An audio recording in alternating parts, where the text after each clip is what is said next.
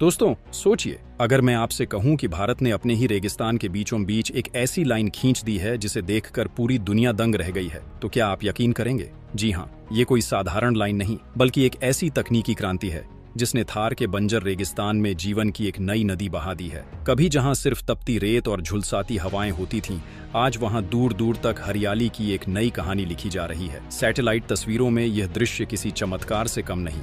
राजस्थान के सीने पर एक लंबी चमकती हुई लकीर खींच गई है, जिसे देखकर विदेशी वैज्ञानिक तक हैरान हैं कि आखिर भारत ने ये किया कैसे।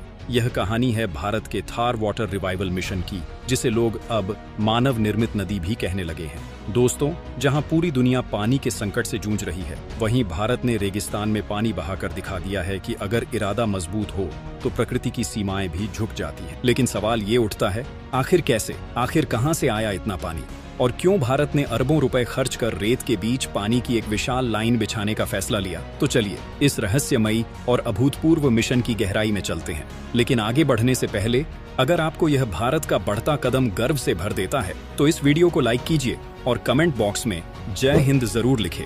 दोस्तों, भारत का यह प्रोजेक्ट सिर्फ इंजीनियरिंग नहीं, बल्कि दूरदर्शिता की मिसाल है। थार रेगिस्तान, जो कभी भारत की जलहीन भूमि कहलाता था, आज वहीं पर 900 किलोमीटर लंबी एक भूमिगत जल रेखा बनाई जा रही है। यह कोई प्राकृतिक नदी नहीं है, बल्कि एक कृत्रिम जलवाहिका है जो देश के पश्चिमी हिस्से में हरियाली का नया इतिहास लिख रही है। इस प्रोजेक्ट का मकसद है राजस्थान, गुजरात और हरियाणा के सूखे इलाकों में पानी पहुंचाना, खेती को फिर से जीवंत बनाना और वहां के लोगों को पलायन से रोकना। इस प्रोजेक्ट का असली दिल है इंदिरा गांधी नहर का विस्तार और उससे जुड़ा नया डेजर्ट वाटर पाइपलाइन नेटवर्क, जिसमें अत्याधुनिक पंपिंग स्टेशन, भूमिगत जलाशय और सौर ऊर्जा संचालित ट्रीटमेंट यूनिट्स शामिल हैं। इसे आप भारत का रेगिस्तान में नदी बहाने वाला सपना कह सकते हैं। दोस्तों, इस प्रोजेक्ट की शुरुआत एक सपने से हुई थी, रेगिस्तान को खेत में बदलने का सपना। और ये सपना देखा था भारत के वैज्ञानिकों और जल अभियंताओं ने, जिन्होंने कहा, अगर नील नदी मिस्र को जिंदा रख सकती है तो इंदिरा गांधी नहर राजस्थान को हरा भरा क्यों नहीं बना सकती। इसी सोच के साथ भारत सरकार ने एक ऐसी जल योजना तैयार की जो दुनिया में कहीं नहीं देखी गई थी।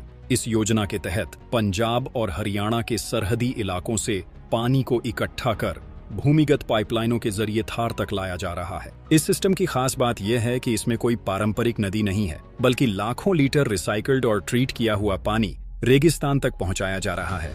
इस प्रक्रिया में खेती, उद्योगों और शहरी सीवेज के पानी को बड़े बड़े प्लांट्स में साफ करके इस्तेमाल योग्य बनाया जाता है। भारत ने इसके लिए दुनिया का सबसे आधुनिक वाटर ट्रीटमेंट